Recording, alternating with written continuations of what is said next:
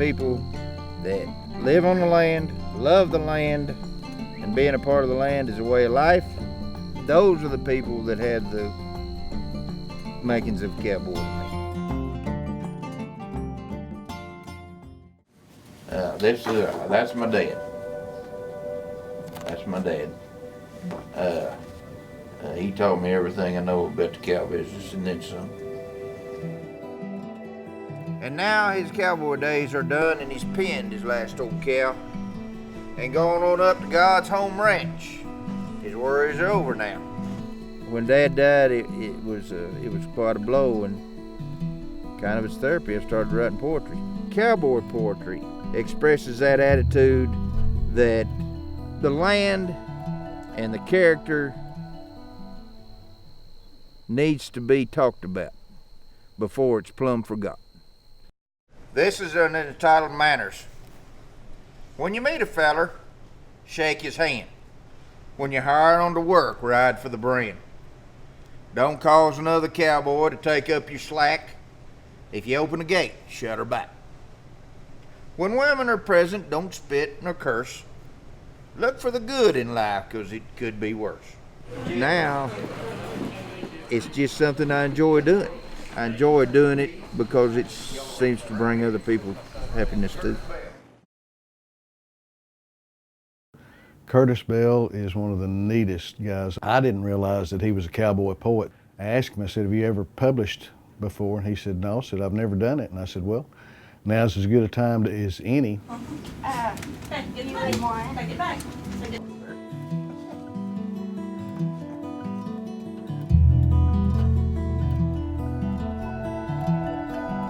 And like you tell your grandkids. Yeah. And those stories need to be saved. Yeah, and they probably can tell some of the stories word for word the way you told them. Yeah. Yeah. 1,000,000 acres of the Lord's good earth, waiting for pioneers to tame. A fertile land between two rivers, the Empire of Greer was its name.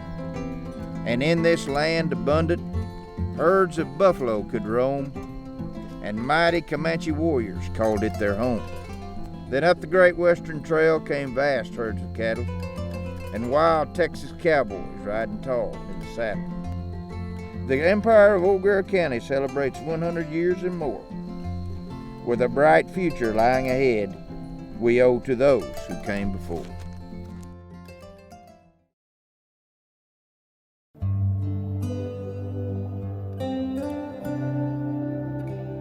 I had prostate cancer, and when I had surgery, and then about 2 or 3 years later, they determined that it had come back. At one time, it bothered me. You know, you got to go on. I guess that's kind of being a cowboy. There's a term for that, cowboy up. When somebody's feeling down and somebody's kind of feeling sorry for themselves, somebody's kind of whining and complaining about life, you tell them, cowboy up.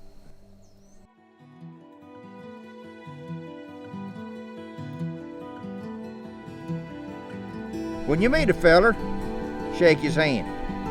When you hire on to work, ride for the brand. Don't cause another cowboy to take up your slack. If you open a gate, shut her back. When women are present, don't spit or curse. Look for the good in life, 'cause it could be worse. When you finish chuck, thank the cook, and take time every day to read the good book. Don't brag too much, complain even less, and remove your hat when the food you bless. If a neighbor calls, always be there, and in all your dealings, make sure you're fair. So when you meet St. Peter at the pearly gate and looks in the book to decide your fate, you know you always did the best you could and could truthfully say your manners were good. To me, cowboy poetry is about the life that people in America have kind of forgotten. Yeah, I am concerned about us losing this way of life. But as long as I can teach a grandkid or two how to live it, I think personally, our family's at least gonna get it through another generation. And I ain't got no reason to gripe, because I've had a good life. A great life. No complaints.